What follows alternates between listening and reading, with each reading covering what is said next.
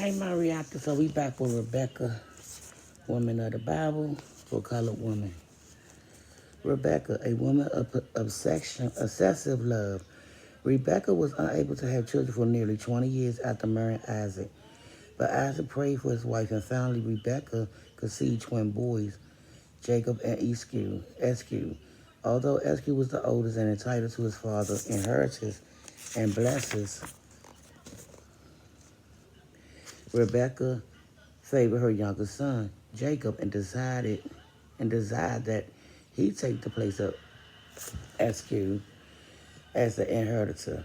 When the opportunity arose, Rebekah helped Jacob deceive his father, Isaac, who had become old, feeble, and blind, bestowed upon Jacob the family blessings and inheritance that was intended for Esau. Rebekah later protected Jacob from Esau's wrath by sending him to stay with her brother, Laban in Haran. Unfortunately, Rebekah and Jacob were never reunited, and upon her death, Rebekah was buried in the family burial ground at Racheal. It is instinctive and proper for a woman, a wife, and mother to love passionately. But Rebekah's love for Jacob became a selfish, jealous love that led to favoritism of one child over another. Her love for Jacob also led her to compromise her love for and loyalty to her husband. She was determined to do what she thought would help Jacob at the expense of both Esau and Isaac.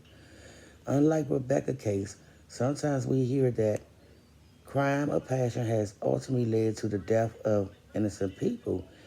As mother and spouses, that we must take care that our love for our children and our spouses does not become an obsessive love.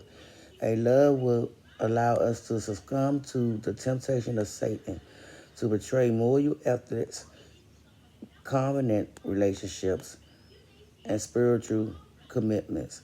As women of God, our love should always be pure and subject to the Spirit of God.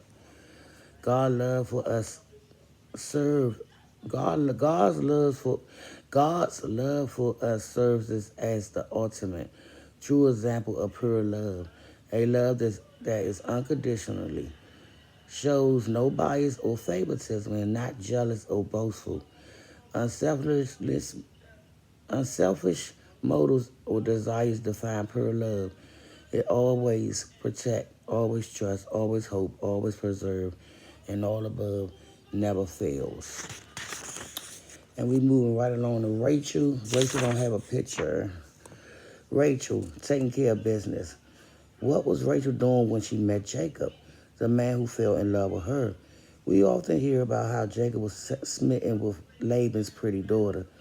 We read how he told Laban that he would work 7 years for Racheal's hand in marriage. We remember how Jacob served that 7 years, and then Laban tricked him and gave him Leah, Rachel's older sister. Because Jacob desires to have Racheal, he worked for Laban another 7 years.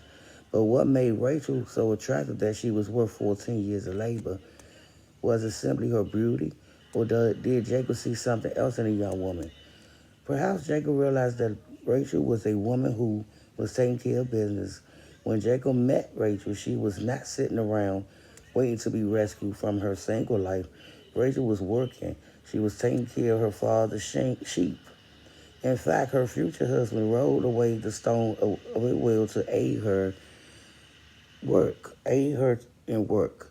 Jacob not only looked upon Racheal because of her physical beauty, but he likely also noted her dedication and commitment to her father's sheep. Women who are waited for their future mates should be taking care of their own business. They should not be idly waiting for someone to take their lives complete or happy. No matter what our situation, we need to understand that we are complete in Christ and that true joy comes from our relationship with Him. We should be taking care of God's sheep and living out the purposes God has placed in our hearts. Then when our mate comes along, they will be willing to help us continue taking care of the business God has given us charge over. They will not want to hinder us. And I'll be back, y'all.